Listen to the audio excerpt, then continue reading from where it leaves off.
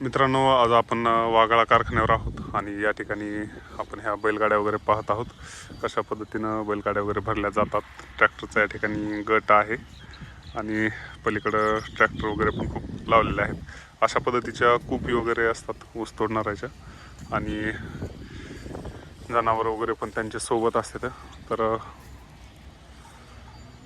उघड्यावरच 1-4 महिन्यापर्यंत संसार असतो. त्याच्यानंतर मग त्यांना पण त्यांचं घर शेत वगैरे आहेत. आता हा महिना आहे फेब्रुवारीचा आणि एक 15 दिवस 20 दिवस कारखाने चालतील.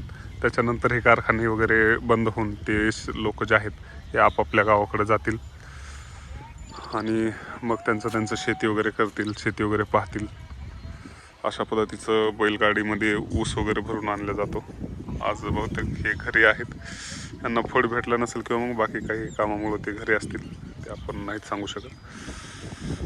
तर खूप साऱ्या जणांचा उपजीविकेचा हा व्यवसाय आहे. कारखान्याच्या जीवावरच बऱ्याच लोकांचे संसार चालतात. आमच्या बीड जिल्ह्यामध्ये शेती कमी असल्यामुळं अशा पद्धतीनं जगावं लागते लाईफ.